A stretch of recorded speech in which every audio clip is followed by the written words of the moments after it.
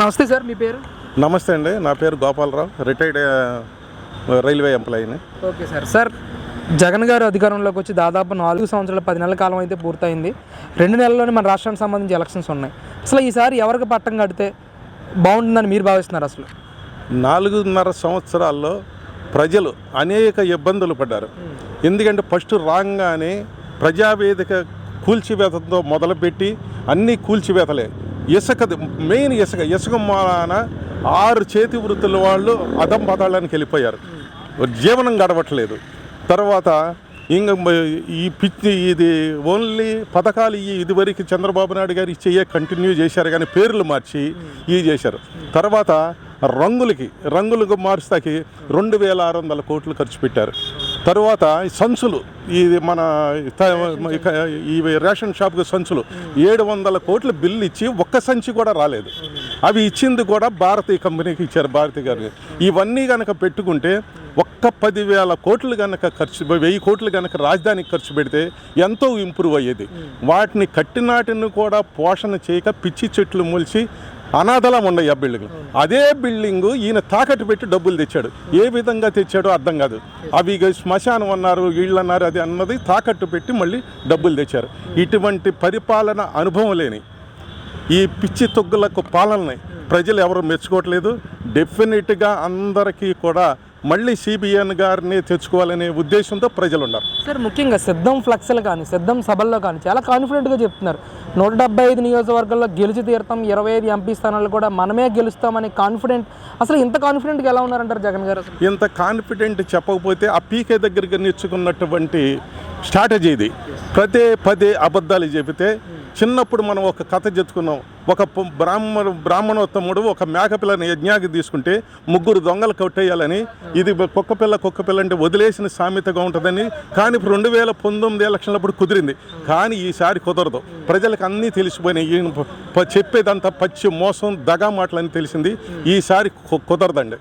అంటే ముఖ్యంగా ఆయన చెప్పేది ఉంది ఏంటంటే, ప్రతి సభలో కూడా టీడీపీ పెత్తందారుల వైపు ఉండే పార్టీ అని, మీ జగన్ పార్టీ పేదల వైపు ఉండే పార్టీ అని చెప్పేసి ప్రధానంగా ఆయన మాట్లాడుతూ ఉన్నారు. అసలు దీన్ని ఎలా చూడొచ్చు అంటారు? ఈ పెత్తందారులు అనే పదం ఆయనకే వర్తిస్తుంది. ఎందుకంటే వారు ఎవరికి ఇచ్చాడు పెత్తనం? వైవి సుబ్బారెడ్డి గారికి, విజయసాయిరెడ్డి గారికి, సజ్జల వీరికి. ఈయన పైగా భారతదేశంలో ఉన్న 29 రాష్ట్రాల్లో ధనవంతుడు అనేటువంటి ముఖ్యమంత్రి గారు ఎలా పెత్తందారులని ఇతరులు అంటాడో ఆయన ఆలోచించుకోవాలి. తర్వాత ఇవాళ చూసిన ఆటోల్లో ప్రచారం చేస్తున్నారు, ప్రతి ఇంటికి మేము అన్ని వేలు ఇచ్చాం, ఇన్ని వేలు ఇచ్చాం. ఇచ్చింది చెబుతున్నారు. రేపు కౌంటర్గా కనుక వీళ్ళు వేస్తే ఎంత లాక్కుంటున్నావు, 10 రూపాయలు ఇచ్చి 100 లాక్కుంటున్నాం అనేది కానీ వేస్తే, ఇది శాస్త్రీయంగా కనుక వేస్తే ఈయన ఎక్కడ మొహం పెట్టుకుంటాడో తెలియదు. అంటే పథకాలు ఇచ్చి రేట్లు పెంచి లాగేస్తున్నారంటారు? డెఫినెట్గా. ఇప్పుడు కరెంట్ ఛార్జీలు ఎన్నిసార్లు పెంచారు? సర్దుబాటు ఛార్జీలని డైరెక్ట్గా పెట్టకుండా 3 సంవత్సరాల నాటి 5 సంవత్సరాల నాటి కూడా ఇవాళ కరెంటు బిల్లులో ఉన్నాయి. 200 కనుక అసలు కరెంటు బిల్లు అయితే ఇంకో 250 రూపాయలు సర్దుబాటు ఛార్జీలని వేస్తున్నారు. పెంచట్లేదు అని అంటున్నారు. అది పెంచట్లేదు, సర్దుబాటు ఛార్జీలుగా చేస్తున్నారు. ఆర్టీసీ ఛార్జీలు ఎన్నిసార్లు పెంచారు? తర్వాత ఇప్పుడు ప్రొవిజన్స్ ఎలా ఉన్నాయి? ఏ రాష్ట్రంలో లేనటువంటి పెట్రోల్ రేట్లు మనకు ఉన్నాయి. అది ఎందుకు తగ్గించకూడదు? ఇవన్నీ చేయకుండా పదే అబద్ధాలు చెబితే ఏమి లాభం? ప్రజలు ఇప్పుడు అంతా తెలివిగా ఉన్నారు, అన్నీ చూస్తున్నారు. ఏది అబద్ధమో ఏది నిజమో తెలుసుకుని రెడీగా ఉన్నారు ప్రజలు. అంటే జీవన ప్రమాణాలు పెరిగే కొద్దీ కూడా మన చుట్టూ ఉన్న వస్తువులు కానీ అలాగే రేట్లు కానీ పెరుగుతాయనే ప్రచారం కూడా చేస్తూ ఉన్నారు. దీన్ని ఎలా చూడొచ్చు? రైట్, పెరుగుతాయి. కానీ ఈయన జీవన ప్రమాణాలు పెంచుతున్నారంటున్నాడు, కానీ వీరికి వచ్చే హైవేజ్ పెంచే విధంగా ఫ్యాక్టరీలు ఉన్నాయో ఏమి లేవు కదా.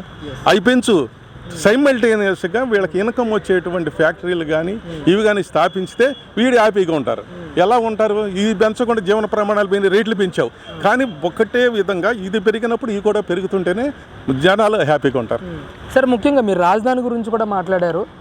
3 రాజధానులు పెట్టి 3 ప్రాంతాలను అభివృద్ధి చేద్దామని చెప్పేసి నేను అనుకుంటే, చంద్రబాబు నాయుడు అలాగే కొంతమంది అమరావతి ముసుగులో ఉన్న రియల్ ఎస్టేటర్లు కోర్టుకు వెళ్ళి అడ్డుకుంటూ ఉన్నారనే ప్రచారం పెద్ద ఎత్తున ఆయన మాట్లాడే సభల్లో మాట్లాడుతున్నారు. ముఖ్యంగా మొన్న చూస్తే విశాఖపట్నాన్ని నేను 2024 ఎలక్షన్లో గెలిచి రాజధాని చేస్తానని చెప్పేసి కూడా ప్రకటించారు ఆయన. అసలు దీన్ని ఎలా చూడొచ్చు? ఇది పచ్చి అబద్ధం. ఈ రాజధానిని కంటిన్యూషన్ చేస్తేనే ఒక ఈ అభివృద్ధి అనేది ఉంటుంది. ఒక రాజధాని కట్టలేనోడు 3 రాజధానులు ఎలా కడతాడు? దీనికి 1,000 కోట్లు ఖర్చు పెట్టలేనోడు 3 రాజధానులు అభివృద్ధి చేస్తాడు? ఏమి లేదు. వైజాగ్ని దోసేశారు వీళ్ళ ముఠా అంతా. దానికి మా సొంత వాళ్ళు కూడా బాధ్యతలే, నా సొంత వాళ్ళు. వీళ్ళు అక్కడ పట్టా ఉండ భూములు చుట్టూ కంచెలు వేసేసి 50 లక్షలు ఇస్తావా, కోటి రూపాయలు ఇస్తావా, వదిలేసేవారు అనేటువంటి దృష్టాంతాలు నా దగ్గర ఉన్నాయి. అది దోసేయటానికి వెళ్తుంది పెట్టుకున్నాడు కానీ వైజాగ్ అభివృద్ధి చేయడానికి కానే కాదు. సార్, ముఖ్యంగా మీ నియోజకవర్గంలో ఈసారి పోటీ ఎలా ఉంటుందంటారు? డెఫినెట్లీ మంగళగిరి నియోజకవర్గంలో ఏకపక్షంగా ఉంటుంది. లోకేష్ గారు గెలిచి తీరుతారు. అంటే ఇంత కాన్ఫిడెంట్గా ఎలా చెప్తున్నారు లోకేష్ గారు? డెఫినెట్గా ఈయన ఓడిపోయినా సరే దడిచి పారిపోకుండా ఇదే నియోజకవర్గం నుండి 29 సంక్షేమ కార్యక్రమాలు గవర్నమెంట్ చేయలేని చేస్తున్నారు. చేసినప్పుడు ప్రజలందరికీ కూడా ఆ ఫ్రూట్నెస్ ఉండదా? ఈయన పదవిలోకి వస్తే ఇంకెంత అభివృద్ధి పనులు చేస్తారనేటువంటిది ఎదురు చూస్తున్నారు. ముఖ్యంగా మా తాడేపల్లి పట్టణంలో ఇళ్ల సమస్య ఉంది. ఆయన ఆల్రెడీ అష్యూరెన్స్ ఇచ్చారు, 20,000 ఇళ్ళు కడతానని మంగళగిరి నియోజకవర్గంలో. దానికి మొన్న మీటింగ్లో, బీసీ మీటింగ్లో చంద్రబాబు నాయుడు గారు కూడా అభయం ఇచ్చారు. డెఫినెట్లీ ఈ అబద్ధం చెప్పే కిందసారి వాళ్ళు చేశారు, ఇళ్ళు పడగొడతారు, తీసేస్తారనేది లేదు. ఇప్పుడు కాన్ఫిడెన్స్ ఉంది, వాళ్ళ కాన్ఫిడెన్స్ ఏర్పడింది. వీళ్ళు వస్తే చేయరు, అరాజకాలు చేయరు అనేది వచ్చింది. అందుచేత మేము ఘంటాపథంగా చెబుతున్నాం. సార్, ముఖ్యంగా గత 10 సంవత్సరాల నుంచి కూడా ఎమ్మెల్యేగా పనిచేసిన ఆళ్ళ రామకృష్ణారెడ్డి గారు, అలాగే మీ మంగళగిరి నియోజకవర్గంలో బలమైన సామాజిక వర్గం నుంచి వైసీపీలో చేరిన గంజి చిరంజీవి, తాజాగా ఇన్ఛార్జిగా ప్రకటించిన కమలా గారు, వీళ్ళ ముగ్గురు ఒకవైపు, నారా లోకేష్ గారు ఒకవైపు. అసలు ఈ ఢీ కొట్టగలిగే సామర్థ్యం ఉందంటారు? అసలు ఏమి లేదు. లేకే వీళ్ళు రోజుకు ఒక ఓటో కృష్ణుడు, 2 ఇదివరకు ఇది పాండవ ఉద్యోగాలని నాటకాలు వచ్చాయి మన చిన్నప్పుడు.